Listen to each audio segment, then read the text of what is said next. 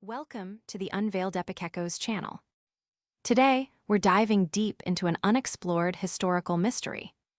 Long before the world was mapped and explained, in the ancient, mist-shrouded state of,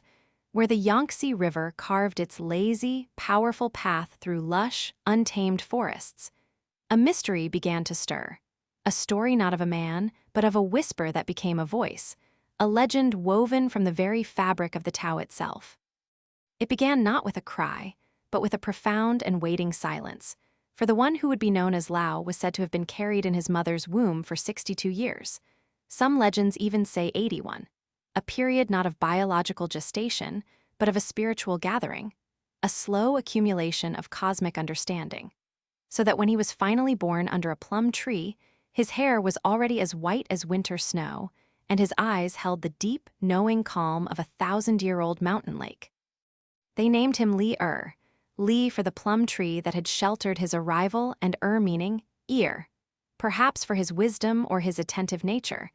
But he was also called the Old Child, a name that held the beautiful paradox at the heart of his being, the ancient wisdom of the universe housed in the fresh, unblemished vessel of a newborn, a symbol that the deepest truths are both eternally old and perpetually new. His early life was shaped not by the clamor of the village, but by the quiet hum of the natural world, the silent growth of bamboo, the patient flow of the streams, the endless cycling of the seasons in the deeply spiritual and shamanistic culture of a land where the veil between the earthly and the divine was thin as morning mist. And so the boy, old from the beginning, learned to listen not to the words of men, but to the wordless teachings of the wind and the water. Observing how the mightiest river began as a single drop, and the hardest stone was worn smooth not by force, but by the gentle, persistent caress of the current. This early immersion in the natural order, this deep, observational silence, shaped him into a seeker, a young man whose soul was a still pond reflecting the heavens, and it was this quality that eventually drew him from the green embrace of to the bustling, rigid heart of the Zhou dynasty court, where he became a scholar and a keeper of the royal archives, a guardian of the written wisdom of the ages. Here, amidst the dusty scrolls and the rituals of a fading empire, Li, now a man, delved into the records of history, the charts of astronomy, the intricate codes of law and ceremony, and he saw with his quiet, penetrating gaze the slow, inevitable decay of the system, the way the rigid structures of power and ritual, meant to create order, instead bred a hidden corruption, a hollowing out of true virtue, as the wars between states raged and the courtiers played their games of influence, all while paying lip service to the very traditions they were undermining. It was in this context of a world straining against its own artificial constraints that he had his famous encounter with another seeker,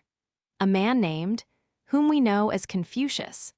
a philosopher burning with a fervent desire to mend the broken world through the strict application of moral order, ritual propriety, and hierarchical respect.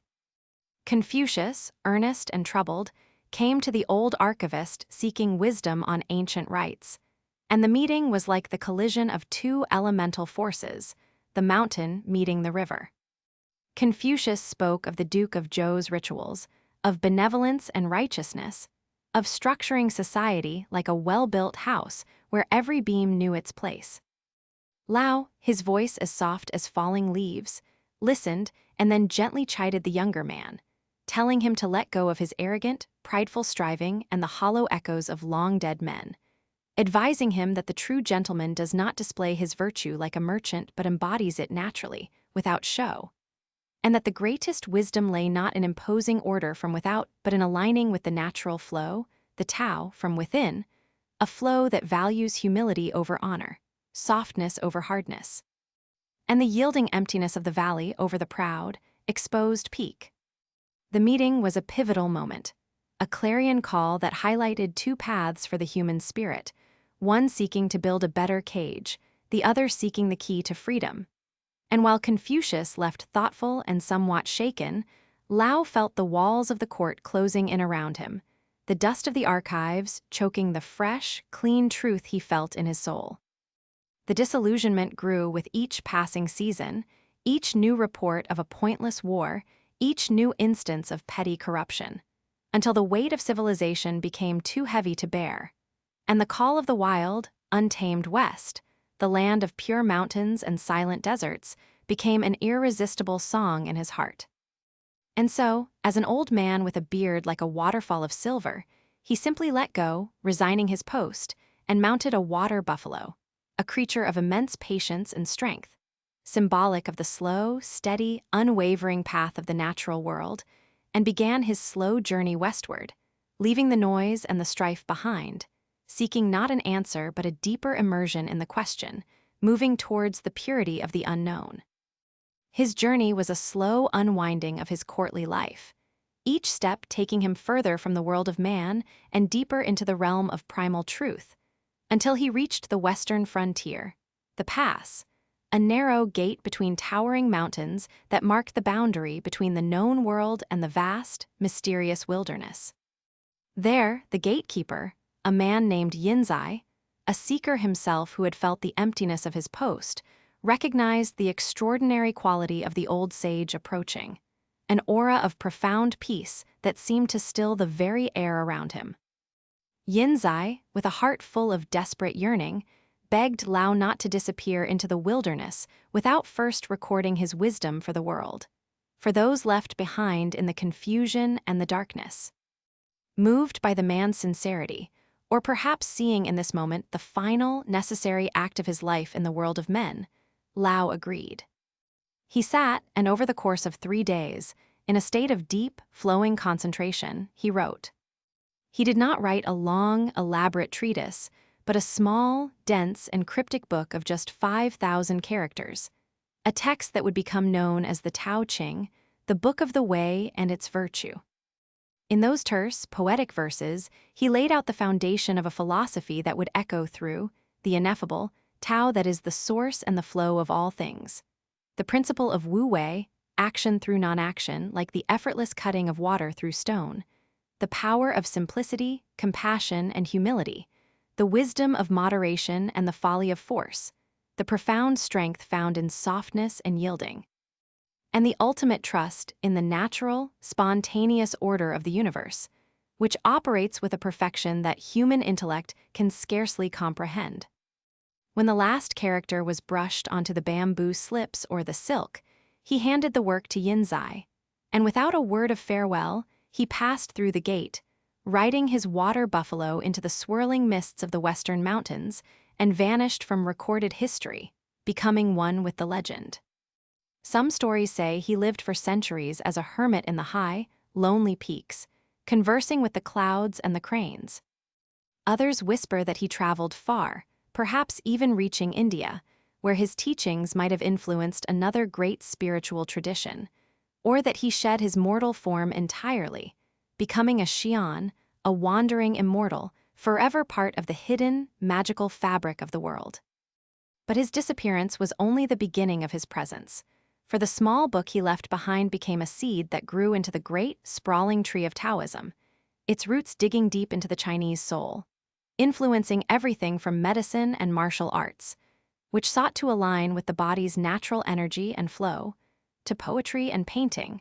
which celebrated the beauty of the uncarved block and the spontaneous brushstroke, to governance, where his ideas advised rulers to lead from behind,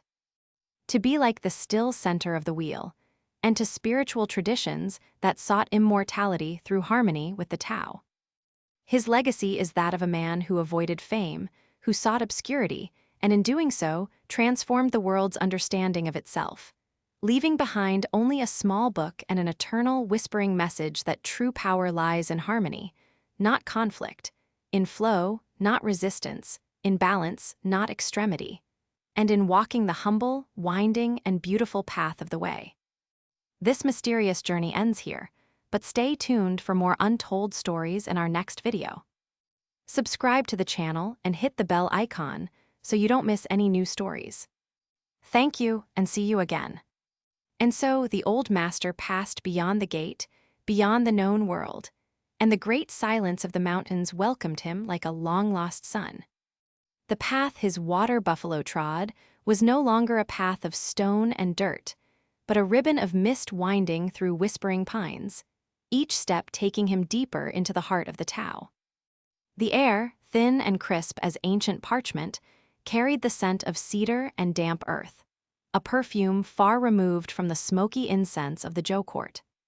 Below, the world of men, with its petty squabbles, its clanging rituals, its desperate search for order, faded into a distant, silent murmur, a dream from which he had finally awakened. Yin Zai, standing at the threshold of the pass, watched the sage's form dissolve into the western haze, the scroll of the Tao Ching feeling both impossibly heavy and featherlight in his hands, a condensed universe of wisdom entrusted to a single mortal. For Lao, the journey was now an inward unfolding, a slow and deliberate unraveling of the last vestiges of his identity as Li the archivist, the scholar. The water buffalo, his steadfast companion, moved with a bovine understanding. Its slow, plodding gave a perfect expression of Wu Wei, never rushing, never resisting, simply following the contour of the land. Its broad back a steady platform from which the old man observed the ceaseless flow of creation. They followed riverbeds that were veins of silver on the landscape, and he saw how the water, soft and yielding, eventually carved canyons through the hardest granite. He rested in valleys that were deep and shadowed, and he felt the potency of their emptiness, how it gave the mountains their meaning and strength. He did not seek to conquer the peaks, but to understand the passes between them, the places of connection and transition. In this vast wilderness, the concepts he had brushed onto silk for Yin Zai were no longer concepts, but the very fabric of existence. The Tao wasn't something to be studied. It was the moss on the north side of the trees, the particular chill of the wind before a snow, the way a hawk circled on a thermal current without a single beat of its wings. He spoke to no one, and yet held conversations with the babbling streams and the rustling leaves, a dialogue of such profound simplicity that language itself felt like a clumsy artifice. He let his beard grow long and tangled with vines, his robes become frayed and mended by the elements themselves, his skin toughened by sun and wind until he was no longer a man visiting nature, but a feature of the landscape, as natural and unassuming as a weathered stone. Legends began to sprout in his wake, as inevitably as mushrooms after rain. Hunters from isolated villages would speak of glimpsing an ancient man with eyes like still pools, seated in meditation atop a waterfall, his form shimmering with a faint, mist-like light. A young shepherd boy, separated from his flock in a sudden fog, claimed a kindly old man with a water buffalo appeared to guide him back to the valley, the man's mere presence parting the mist like a curtain. Others told of a celestial glow that sometimes emanated from a particular cave in the high mountains, a soft, pulsing light that echoed the rhythm of the stars. Some whispered that his journey did not end in the ranges, that he traversed the highest, most treacherous passes in the world, the very roof of the earth, and descended into the lush, mysterious lands of India, where perhaps his teachings, like seeds carried on the wind, found new soil and subtly influenced the spiritual landscape, a silent, uncredited tributary to the great river of Eastern thought. The most poetic legends claimed he never died at all, that he simply shed his mortal coil as a snake sheds its skin, becoming a Xian, an immortal, forever wandering the hidden folds of the world, a guardian of the balance, a silent witness to the eternal turning of the cosmos. Meanwhile, the scroll he left behind began its own quiet revolution. Yin Zai, transformed by his encounter, became the first disciple, studying the 5,000 characters until they were etched not just on silk, but onto his very soul. He shared them with a few, then a few more. The text was, and carried by travelers, merchants, and wandering philosophers. It was a text that refused to be pinned down. Its cryptic, paradoxical verses were a door without a key, inviting endless interpretation. To the bureaucrat, it was a manual of governance. Governing a large state is like cooking a small fish. Do not it. To the warrior, it was a strategy of ultimate victory. The soft and weak overcome the hard and strong. To the alchemist, it was a guide to inner cultivation, seeking the elixir of life through harmony with the Tao. It fed the quietest poets who celebrated the joy of rustic retreat, and it inspired the martial artists who learned to channel the unseen energy of Kai, moving with the effortless power of a receding wave.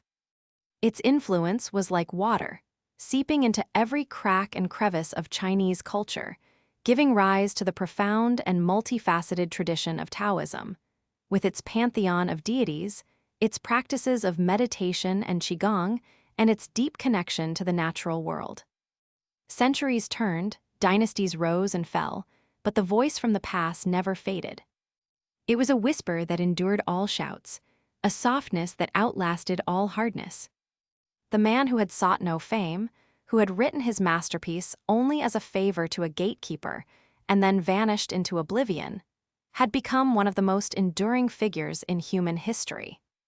His legacy was not an institution or a set of rules, but a permission slip, a permission to be soft, to be quiet, to yield, to observe, to trust the natural flow of things. He left behind a small book, a handful of characters, and the eternal, comforting message that the universe has a way, a rhythm, a Tao, and that our greatest wisdom and peace lie in harmonizing with it, in embracing the beautiful, effortless, and mysterious flow of the way. This mysterious journey ends here, but stay tuned for more untold stories in our next video. Subscribe to the channel and hit the bell icon so you don't miss any new stories. And so the old master passed beyond the gate, beyond the known world, and the great silence of the mountains welcomed him like a long-lost son. The path his water buffalo trod, no longer a path of stone and dirt, but a ribbon of mist winding through whispering pines, each step taking him deeper into the heart of the Tao, the air thin and crisp as ancient parchment carrying the scent of cedar and damp earth, a perfume far removed from the smoky incense of the Zhou court, and below, the world of men with its petty squabbles and clanging rituals and desperate search for order faded into a distant silent murmur, a dream from which he had finally awakened, while Yinzai, standing at the threshold of the pass, watched the sage's form dissolve into the western haze, the scroll of the Tao Ching feeling both impossibly heavy and feather-light in his hands, a condensed universe of wisdom entrusted to a single mortal. And for Lao, the journey was now an inward unfolding, a slow and deliberate unraveling of the last vestiges of his identity as Li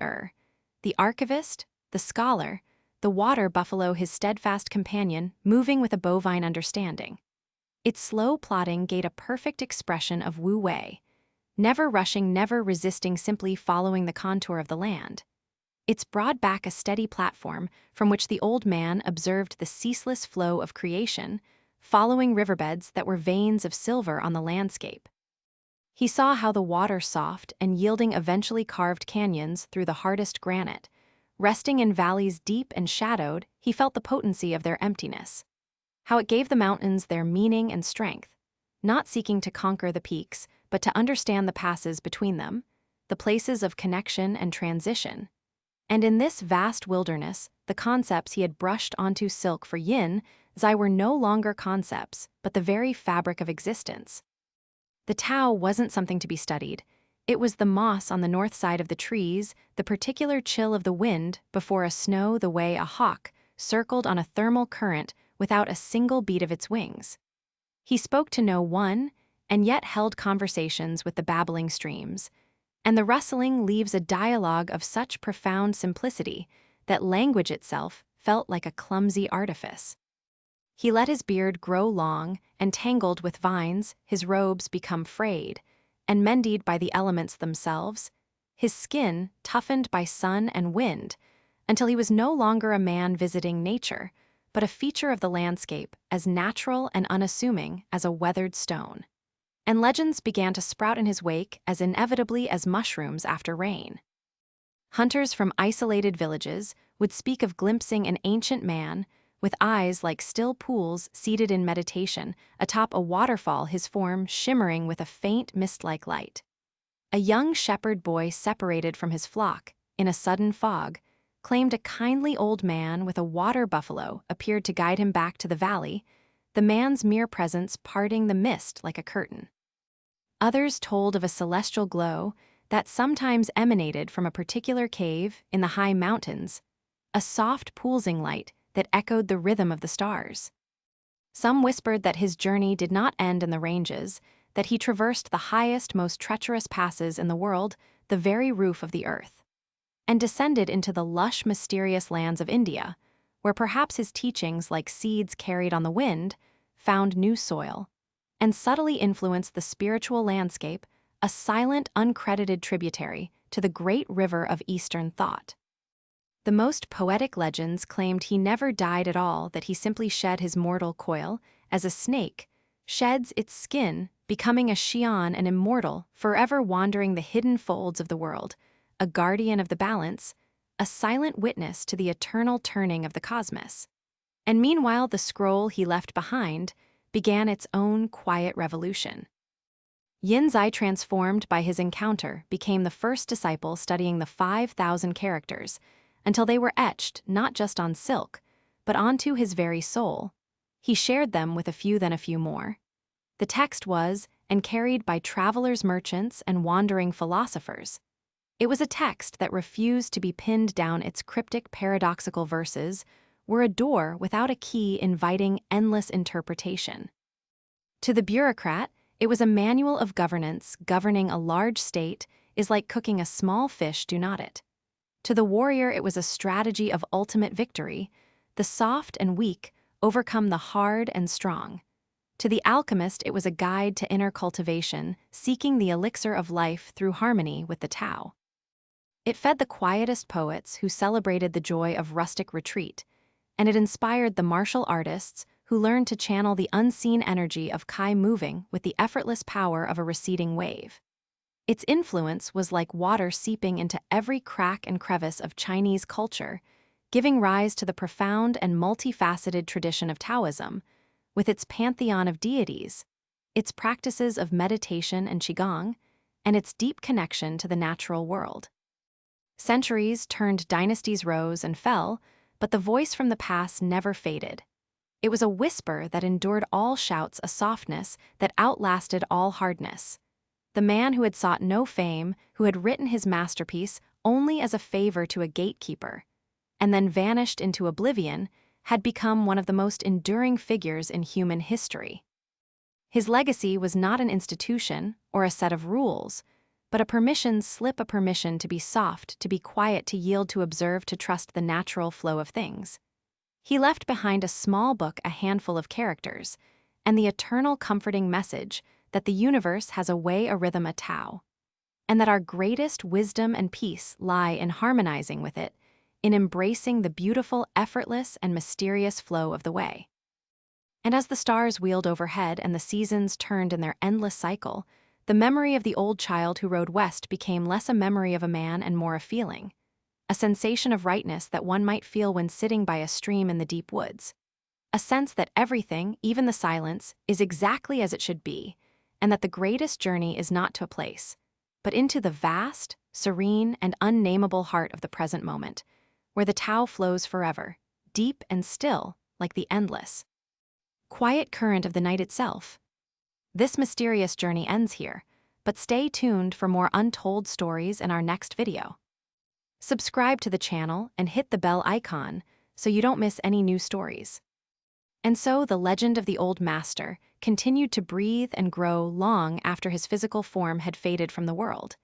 his essence seeping into the very soil of the land and the spirit of its people, becoming as pervasive and vital as the air itself.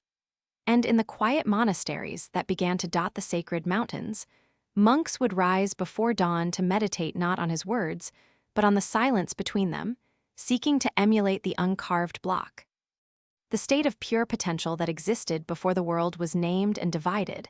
and they practiced the art of Wu Wei not as an action, but as the most profound action, aligning their efforts with the current of the Tao like a fisherman reading the river, knowing when to cast his net and when to mend it. And from this understanding grew the intricate and beautiful disciplines of Tai Chi and Qigong,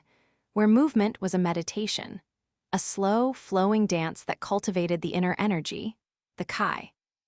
that Lao had described as the manifestation of the Tao within all living things, and these practices became a moving scripture, a bodily remembrance of the way of the valley, the power of the soft and the yielding. In the halls of power, shrewd rulers who had stumbled upon the tiny text found within it a surprising wisdom, a strategy of governance that seemed counterintuitive, yet proved devastatingly effective, learning that to lead the people one must walk behind them, that to control a great state one must interfere as little as possible. And the most stable and prosperous periods in the empire's long history were often those where the emperor understood the value of emptiness, of creating a space for the people to thrive according to their own nature, much as the hub of a wheel holds the spokes together not by force, but by providing a stable, open center. Yet, as centuries layered upon centuries, the simple, profound philosophy of the Tao Ching began to gather the trappings of religion, transforming into the rich and complex tapestry of religious Taoism. With its pantheon of deities, its alchemical pursuits of immortality, and its intricate rituals, and Lao himself, the man who shunned fame, was as Lord Lao, the supreme patriarch, a manifestation of the Tao itself, who had appeared throughout history in various forms to guide humanity. And this was the final, great irony that he would have surely observed with a quiet, knowing smile, that his teaching against the glorification of the self had resulted in his own ultimate glorification. His journey westward became a central myth, not an ending but a beginning, a continuous process of return to the source, and pilgrims would travel to the pass not to cross it, but to stand where Yinzai had stood, to feel the echo of that momentous transaction, hopping to catch a whisper of the wisdom that had flowed so freely from the old sage's brush. And in the quiet of the night, when the world was asleep, one could almost hear the soft, plodding steps of the water buffalo continuing on their eternal path, moving through the starlit valleys and across the cloud-shrouded peaks, a perpetual reminder that the way is not a destination to be reached, but a manner of traveling, a continuous, gentle, and unwavering flow into the boundless mystery from which we all come and to which we all return, a journey without end. A story that continues to be written in the heart of every stream, the resilience of every blade of grass, and the silent, profound acceptance of the ancient, everlasting night. This mysterious journey ends here, but stay tuned for more untold stories in our next video. Subscribe to the channel and hit the bell icon so you don't miss any new stories. And so the whisper of the old master's wisdom, carried on the breath of the wind and the dedication of countless unknown hearts, began its slow, inexorable journey across the seas of time and space, seeping beyond the borders of the Middle Kingdom into the consciousness of a world he could never have imagined, where in distant lands, under different stars, men and women who had never heard the name Lao would stumble upon the profound truth of his words and feel a shock of recognition. As if remembering something they had always known, the way a child remembers the face of a parent. For the Tao that can be named is not the eternal Tao, and the eternal Tao speaks in a language deeper than words, a language of the soul that resonates in the quiet heart regardless of the tongue it speaks. And so in the bustling modern cities of steel and glass, where the pace of life was a frantic race against the self-created clock, the simple verses of the Tao Ching became a sanctuary, a cool, deep well of stillness in a desert of noise, offering a philosophy not of escape, but of profound engagement with the world through a different rhythm, the rhythm of the river rather than the hammer. And artists in Paris cafes would ponder its lines, finding in its embrace of emptiness the very principle of modern art, where the space around the object gives it form and meaning. And environmentalists in North American forests would see in its reverence for the natural world an ancient echo of their own urgent plea, a call to honor the balance of the earth, to be a part of the cosmic ecosystem rather than its domineering master. And physicists, peering into the bizarre and counterintuitive world of quantum mechanics, would find a strange kinship with this ancient wisdom, where particles pop in and out of existence, where opposites are entangled and the observer influences the observed, a universe that behaves not like a great machine, but like a living, breathing, flowing process, much like the ever-changing Tao itself. And so the old sage who vanished into the western mists became, in a way, a citizen of the world, his message of harmony, simplicity, and compassionate action proving to be as vital and necessary for the survival of the human spirit in the 21st century as it was for the warring states of ancient China. A testament to the timelessness of truth, that the most essential things, the air, the water, the love of a child, the peace of a quiet mind, transcend all epochs and all civilizations, and that the way to navigate the complexity of existence is not through more complexity, but through a return to the simple, profound, and effortless flow of the way, a journey that continues with each breath, with each heartbeat, in the silent, unfolding mystery of the eternal now. This mysterious journey ends here, but stay tuned for more untold stories in our next video. Subscribe to the channel and hit the bell icon so you don't miss any new stories. And so the journey of the old master continued, not as a man walking a path, but as the path itself unfolding, a seamless thread woven into the tapestry of the wild, where the distinction between the traveler and the traveled land began to dissolve into a single, breathing entity, his breath becoming the mountain mist, his heartbeat the distant, rhythmic thrum of a waterfall, his thoughts the silent, patient growth of lichen on ancient stone, and as he moved deeper into the western wilderness, a land of stark beauty and immense silence, the seasons turned around him not as masters of change, but as gentle companions in the eternal dance of the Tao, the summer rains washing over him not as a storm to be endured, but as a baptism into the fluid nature of all things, the autumn leaves falling in cascades of gold and fire not as a symbol of death, but as a lesson in graceful letting go. The winter snows blanketing the peaks in a profound hush not as a cold sleep, but as a manifestation of the world's deep, restorative stillness. And through it all, the water buffalo remained his steadfast anchor to the world of form, its warm, sturdy presence a living embodiment of the uncarved block, of simplicity and unwavering trust in the way beneath its hooves. And they came upon a hidden valley, a place untouched by the axes of woodcutters or the prayers of monks, where a lake of such perfect clarity lay that it seemed not to hold the reflection of the sky, but to be a piece of the sky itself that had fallen to earth. And here Lao ceased his wandering for a time,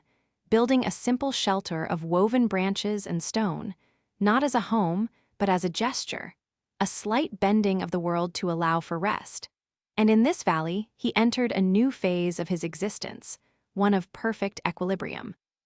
where he did not meditate upon the Tao but simply existed as its expression, sitting for days on end by the lake's edge, watching the play of light on the water, the dance of insects over its surface, the slow, grand procession of clouds, and in this state of deep receptivity, the boundaries of his self softened further, and he began to perceive the world not through his eyes alone, but through the consciousness of the valley itself, feeling the thirst of the roots of the pine trees after a long drought, the subtle joy of the lake as the first rains of spring rippled its surface, the quiet patience of the stones as they endured of sun and wind. And it was here that a small, lost bird, a sparrow with a damaged wing, fell from a branch and landed, trembling, near his feet, and Lao, without thought or intention, simply opened his hand. And the bird, after a moment of fearful hesitation, hopped onto his palm, and he felt the frantic, tiny heartbeat against his skin,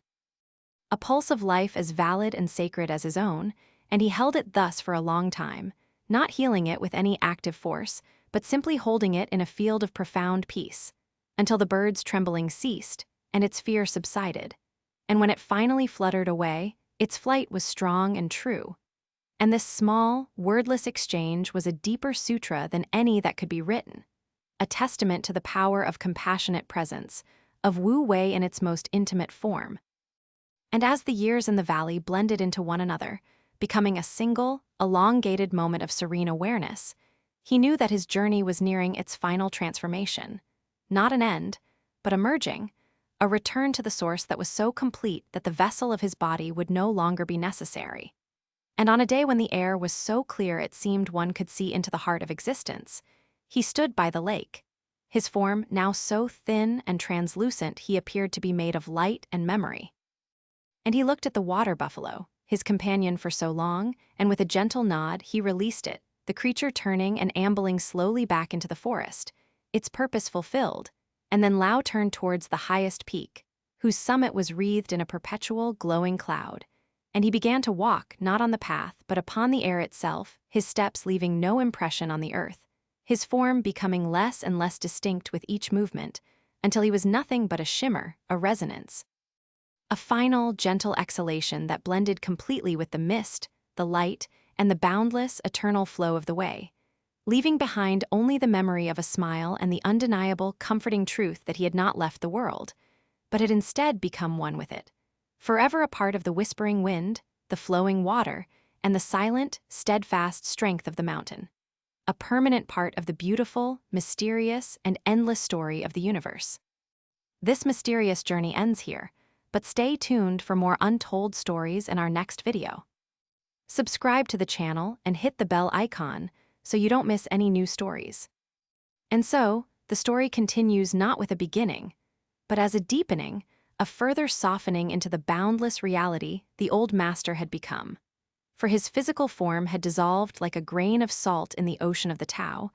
yet his presence did not vanish but rather, becoming more intimate and more vast than any single body could contain. And in the centuries that followed, his essence was a quiet rain that fell upon the whole world,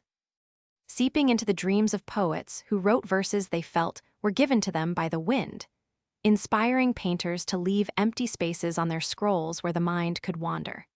and guiding the hands of healers who understood that true medicine was not about forcing the body to heal, but about aligning it with its own innate, wise rhythm, the same rhythm that governs the tides and the turning of the stars, and in the quiet villages nestled in the folds of the mountains. Farmers who had never held a scroll knew the principle of Wu Wei instinctively, planting their seeds in the proper season and waiting with patient faith for the earth to do its work, never pulling on the shoots to hasten their growth, for they understood the value of non-action, of trusting the process. And in the halls of governance, when a wise minister advised against a costly war, suggesting instead a policy of quiet strength and inward cultivation, the ghost of a smile, the echo of a wisdom from a long-vanished past, seemed to linger in the air, a testament to the enduring power of the soft over the hard, and the legend of the old child who rode west on his buffalo became a foundational myth, not just of a philosophy, but of a way of being human, a story told to children not to encourage them to seek immortality in the clouds, but to find the eternal in the simple, profound moments of their own lives, in the feeling of cool water on the skin, in the shared silence between two friends, in the acceptance of a loss and the quiet hope of a new day.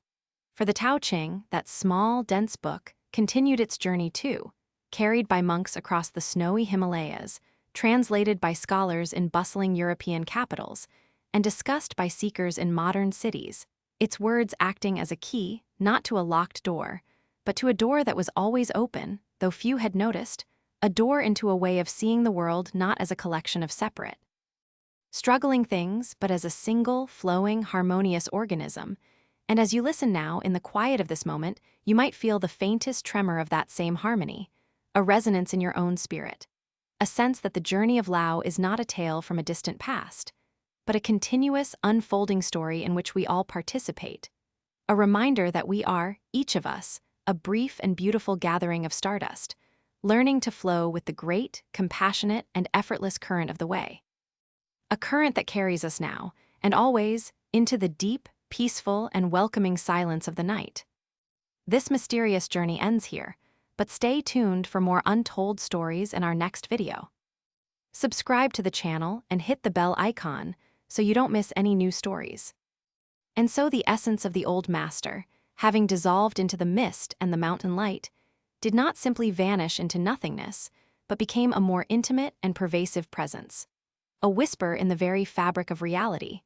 a gentle pressure in the heart of all things urging them toward their own natural and effortless perfection. And in the deep, silent caves, where underground rivers carved their secret paths through the dark, the dripping of water echoed the rhythm of his ancient heart, patiently shaping stone without force, and in the high, thin air where eagles circled, their flight patterns traced the invisible currents of the Tao, a dance of power without exertion. And on the forest floor, the fallen leaves decomposed into rich, dark humus, embodying the ultimate humility, the supreme usefulness of becoming nothing, of returning to the source to nurture new life. And this wisdom began to manifest in the human world in subtle, unexpected ways, as a potter in a humble village, whose hands were worn and cracked from years of labor, suddenly one day found his hands moving of their own accord, the clay rising and turning on the wheel not through his effort, but through a grace that flowed through him. And the pot he created was of such stunning, simple beauty that those who saw it felt a profound sense of peace, though they could not say why. And the potter himself simply smiled, knowing he had been a vessel for a moment, that he had practiced not doing and everything had fallen into place. And in a distant monastery, a young novice struggling with the intricate texts and demanding meditation practices grew weary and despondent. Until one evening, as he sat by a frozen pond, he watched a single snowflake land on the ice. And in that perfect, unique, and utterly transient crystal, he saw the entire universe reflected, and he understood that his striving was the very obstacle to his enlightenment, and he let out a deep, genuine laugh that echoed in the silent courtyard. A laugh that was, itself, a sutra of liberation, and this understanding, this simple, profound letting go, was the unbroken lineage of Lao, passed not from master to student through words, but from heart to heart through a shared recognition of the truth that was always already there. And as the world spun forward into ages of even greater complexity and noise, the quiet voice of the Tao Ching remained, a constant, gentle reminder like the North Star in a stormy sky, guiding those who had ears to hear toward a different way of being, a way of softness in a world that prized hardness, a way of silence in a cacophony of opinions, a way of yielding in a culture of relentless striving.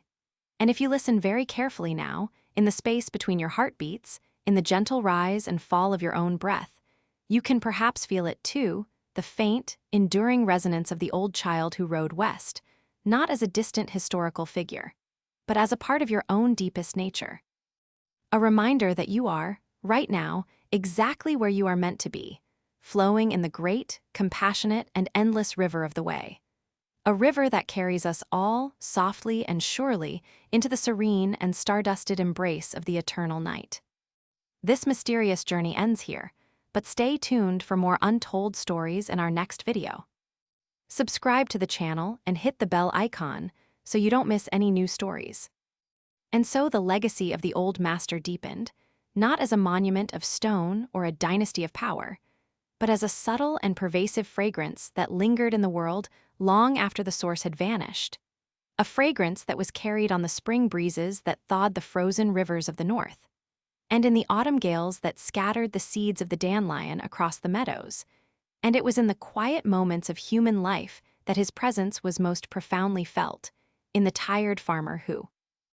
after a long day in the field, would sit on his porch and watch the dusk settle not with a mind full of worries for the morrow, but with a heart simply open to the beauty of the fading light. And in that simple, wordless observation, he was one with the Tao, and it was in the young mother, singing a soft, nonsensical lullaby to her restless child, her voice a gentle current that carried the infant into the peaceful waters of sleep, her action not one of struggle or force, but of natural, flowing compassion. And it was in the craftsman, whose hands, gnarled and wise, would select a piece of wood and see not the block, but the form hidden within it, waiting to be released, his chisel not imposing a will but collaborating with a grain, a texture, a spirit that was already there, and this was the true, unspoken transmission of the way, a lineage that bypassed temples and scriptures and flowed directly from the heart of existence into the heart of humanity. And as the decades melted into centuries, the scroll of the Tao Ching, and on bamboo, silk, and finally paper, found its way into a small, cluttered scriptorium in the misty highlands of a land Lao had never seen, where a monk, his head shaved and his robes thin against the cold, painstakingly traced the strange, beautiful characters onto a fresh parchment. And though he did not understand the literal meaning, the shapes themselves seemed to speak to him. The curves and lines a visual representation of the balance of yin and yang, and as he worked, a great peace settled over him, a sense that all the complicated doctrines and fierce debates of his own tradition were but echoes in a canyon, while this was the silence of the canyon itself. And further still the wisdom traveled, carried in the minds of travelers and the holds of ships, across vast oceans to continents unknown to the ancient sages, where it was discovered by a new people living in a frenzy of industry and invention. And to them, the words came as a shocking, revolutionary calm, a voice from a timeless mountain speaking directly to their time-bound anxieties, urging them to remember the value of emptiness, of the space in a room, the pause in a conversation, the silence in the music, and it inspired painters to create vast canvases of minimalism, where a single brushstroke held infinite potential, and ecologists to formulate a new ethic of stewardship based not on dominion, but on integration, and tired executives to step away from their frantic pursuits and simply watch the rain, rediscovering the truth that the universe is governed by a way that does not strive, yet nothing is left undone.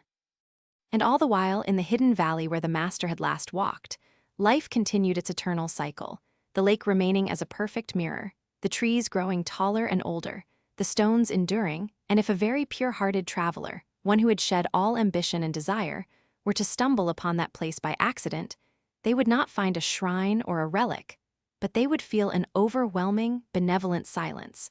a quality of attention so deep and so accepting that it would bring tears to their eyes.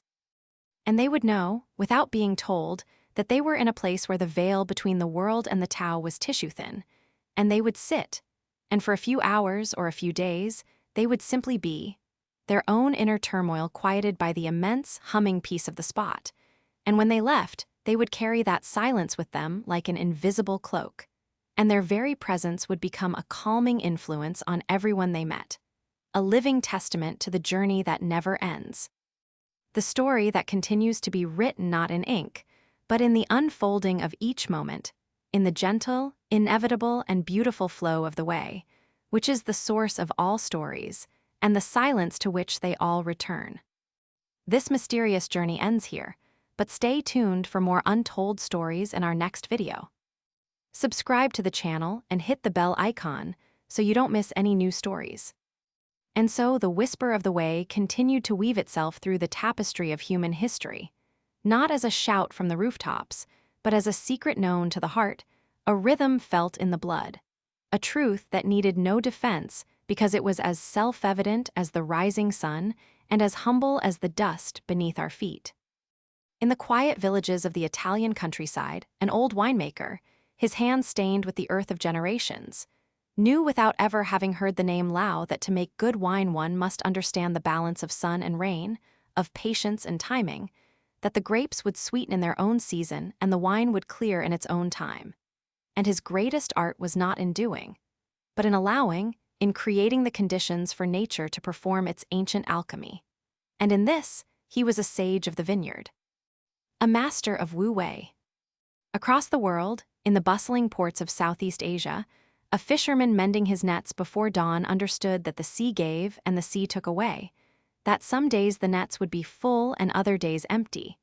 and that to rail against the ocean was as fruitful as shouting at the moon. So he cultivated a heart of acceptance, meeting abundance with gratitude and scarcity with resilience, his life a perfect expression of going with the flow, of trusting the great, unknowable current of life.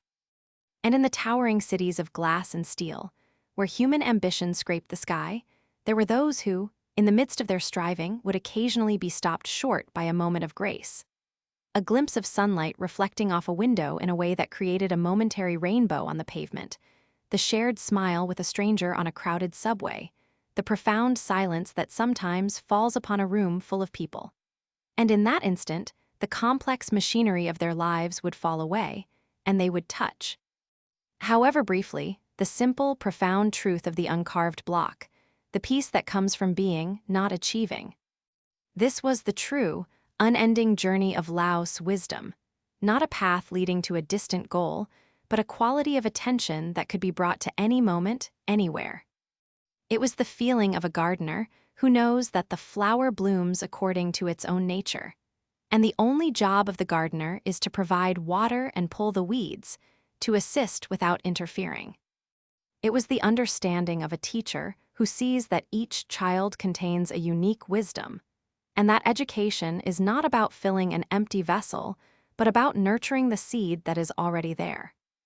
It was the skill of a leader who governs so lightly that the people feel they have accomplished everything themselves. And as the world turned through its cycles, facing new ages of turmoil and discovery, the small, potent book left at the pass remained, a quiet antidote to the poison of arrogance, a calming balm for the fever of desire, its 5,000 characters acting as a tuning fork for the human soul, calling it back again and again to its original, serene frequency. For the journey of the old child never truly ended. It merely changed form, from a man on a buffalo to a thought in the mind, from a thought to a feeling, from a feeling to a way of life, and from a way of life back into the silent, eternal source from which it came, a continuous, breathing loop of wisdom that holds us all, even now, in its gentle, effortless, and everlasting embrace. This mysterious journey ends here, but stay tuned for more untold stories in our next video. Subscribe to the channel and hit the bell icon so you don't miss any new stories. And so the story continues, flowing like a river that has found its way deep underground, surfacing in unexpected places, nourishing the roots of trees in forests far from its source. For the wisdom of the old master had become a silent, subterranean stream feeding the collective soul of humanity, a perennial source of clarity in a world often clouded by its own cleverness. In the quiet scriptoria of medieval Europe, a monk, his eyes weary from copying intricate Latin texts, would sometimes pause and look eastward, feeling a pull toward a different kind of knowledge, one not of dogma and doctrine, but of emptiness and flow. And though he never knew the name Lao, he would sometimes, in his illuminations, leave a wide, untouched margin around the sacred text, a visual echo of the uncarved block, a silent homage to the space from which all meaning arises.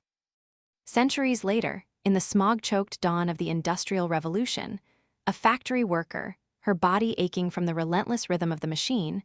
would gaze out a grimy window at a single weed pushing through a crack in the cobblestones. And in that stubborn, humble life, she would see a strength that no machine could possess, a resilience that came not from force but from an innate, unbreakable will to live, and her heart would whisper the principles of the Tao without ever having learned the words. And in the digital age, as billions of voices clamored for attention in the vast, noisy marketplace of ideas, a programmer, seeking to create a moment of peace, designed a simple application that showed nothing but a slowly drifting cloud or a gently waving piece of seaweed. And for the users who found it, it became a digital sanctuary, a reminder that beneath the frantic stream of notifications and updates, there was a deeper, quieter current, a way of being that required no likes, no shares. No validation, only presence. This is how the legacy lived on, not in institutions or official histories, but in these fleeting, personal moments of recognition, in the sudden understanding that the greatest power lies in receptivity, that the true path is often the one of least resistance, and that the purpose of life is not to conquer the world, but to harmonize with it. The journey of the old child on the water buffalo had become everyone's journey, the search for the way home to our own true nature,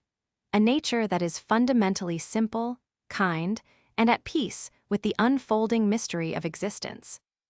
And as the stars continue their slow arc across the night sky, and the earth continues its eternal dance around the sun, the quiet voice from the past continues to speak to those who listen, not with sound, but with a feeling, a deep, abiding sense that all is well, that everything is happening exactly as it should, and that we are all, every one of us, riding our own water buffalo westward, into the softening light, into the embrace of the great, mysterious, and loving unknown. This mysterious journey ends here, but stay tuned for more untold stories in our next video. Subscribe to the channel and hit the bell icon so you don't miss any new stories.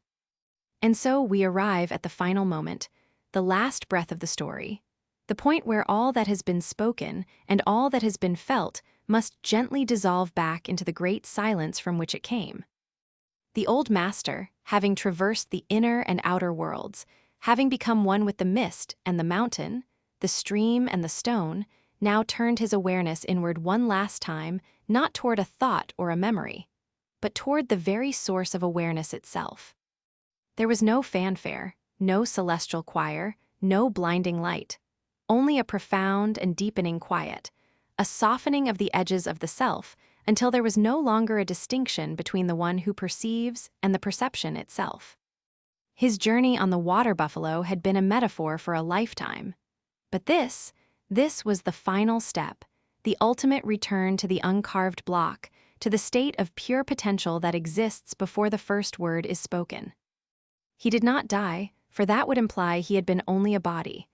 Instead, he completed the final, graceful act of wu-wei, the ultimate non-action. He allowed the last subtle notion of being a separate self to unravel, to release, to return to the Tao. It was as effortless as a sigh at the end of a long day, as natural as a single dewdrop slipping from a blade of grass at dawn to merge with the earth. The vessel of Li-Er, the old child, was empty now, its purpose fulfilled, its essence returned to the boundless, eternal flow. And in that moment, a profound peace settled over the world, not as an event, but as a truth that had always been there, finally recognized. The legacy was complete. It was no longer a teaching held in a book or a story told by a fire. It was the very nature of reality itself, humble, simple, compassionate, and endlessly flowing. The mystery of his origins was now matched by the mystery of his conclusion, a perfect circle, a silent testament to the way that cannot be named, the journey that has no end, only a beautiful, everlasting, and serene becoming. This mysterious journey ends here, but stay tuned for more untold stories in our next video. Subscribe to the channel and hit the bell icon so you don't miss any new stories. Thank you, and see you again.